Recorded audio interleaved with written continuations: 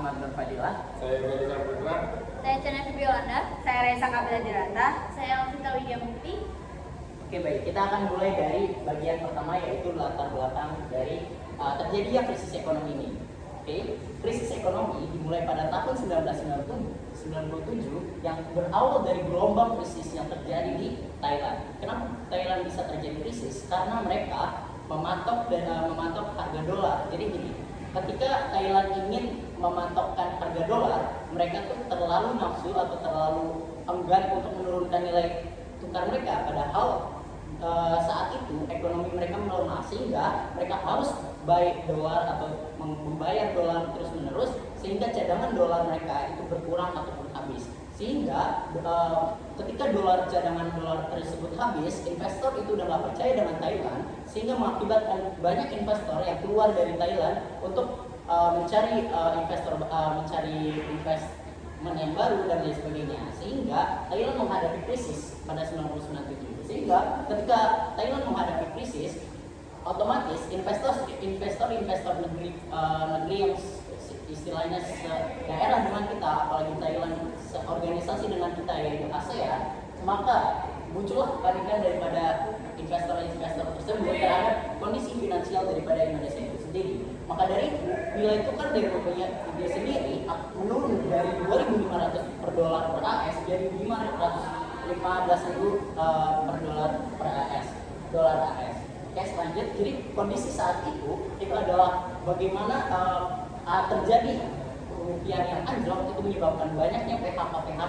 Ini sekontras atau ini pun selinear dengan apa yang dijelaskan oleh Pak Sarbini mengenai wawancara kami, yaitu bagaimana saat itu terjadi banyak kerusuhan karena misalnya harga dari dagangan itu makin melonjak dan banyaknya PHK yang terjadi karena misalnya perusahaan itu banyak yang kolaps dan banyak yang bangkrut, sehingga inilah yang akhirnya mengakibatkan PHK yang besar-besaran itu akan berujung pada demonstrasi yang akan dijelaskan oleh teman-teman saya. Terima kasih. Nah, baik, selanjutnya ada dampak dari 1998. Salah satunya adalah dampak ekonomi, yaitu pengangguran dan kemiskinan. Jadi dampak krisis moneter 1998 ini, terutama di bidang ekonomi, salah satunya adalah banyaknya perusahaan yang mengalami bangkrut atau mengurangi operasinya, yang dimana berdampak pada pemutusan hubungan kerja atau PHK massal. Nah, dengan kondisi tersebut tentunya tingkat pengangguran di Indonesia semakin meningkat atau melonjak. Nah, dengan begitu, dengan tingkat pengangguran yang melonjak atau meningkat secara drastis, angka kemiskinan di Indonesia pun meningkat secara drastis atau melonjak secara signifikan. Nah, jadi penduduk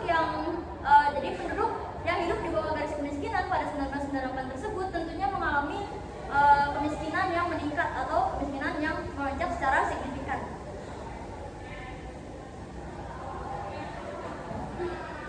Selanjutnya ada dampak sosial yang tentang migrasi dan pengungsi ekonomi. Karena sulitnya kondisi ekonomi di perkotaan, banyak orang bermigrasi ke pedesaan atau daerah lain dalam upaya mencari kehidupan yang lebih baik. Beberapa kelompok minoritas juga menjadi korban kekerasan dan penganiayaan yang memaksa mereka untuk mengungsi ke luar negeri. Yang kedua, keresahan sosial. Dampak krisis moneter 1998 salah satunya memicu ketidakpuasan luas di masyarakat yang berujung pada kerusuhan sosial, termasuk kerusuhan Mei 1968 di Jakarta dan kota-kota lainnya. Kerusuhan ini disertai dengan aksi penjarahan, pembakaran, dan kekerasan yang mengakibatkan banyak korban jiwa dan kerusakan properti.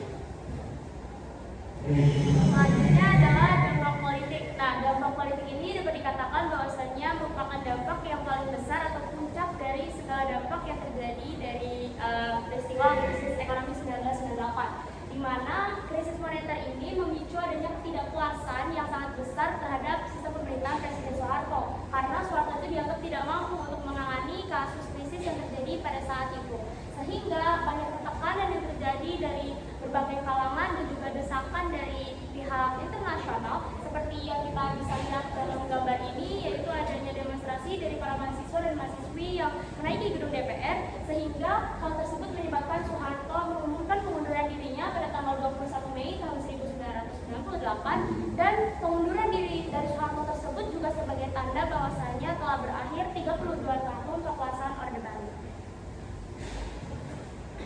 Lalu selanjutnya ada dampak pada dunia usaha. Dampak pada dunia usaha ini masih berhubungan dengan dampak ekonomi. Di mana pada saat krisis moneter 1998, pada saat itu nilai tukar rupiah jatuh yang awalnya dari 2.300 rupiah per dolar naik menjadi 15.000, lebih dari 15.000 rupiah per dolar, yang dimana hal ini menyebabkan para perusahaan-perusahaan yang memiliki hutang dolar yang menyebabkan mereka tidak bisa membayar hutang-hutang dolar mereka, yang membuat mereka tutup dan juga bangkrut.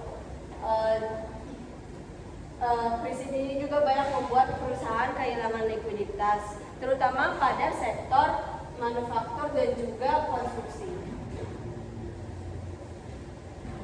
Lalu yang terakhir ada analisis dari kesimpulan. Dari kejadian krisis moneter 1998 ini membuktikan bahwa lemahnya sistem ekonomi dan juga tata kelola pemerintahan yang membuat negara rentan terhadap guncangan global. Anjloknya rupiah memicu kenaikan harga, pengangguran dan kerusuhan sosial akhirnya menyebabkan Presiden Soeharto mundur dan lahirnya era reformasi. Krisis ini bukan sekadar krisis ekonomi, tapi juga krisis multimedia yang dimana bukan hanya berdampak pada ekonomi saja, juga berdampak pada sosial, politik, dan yang lainnya.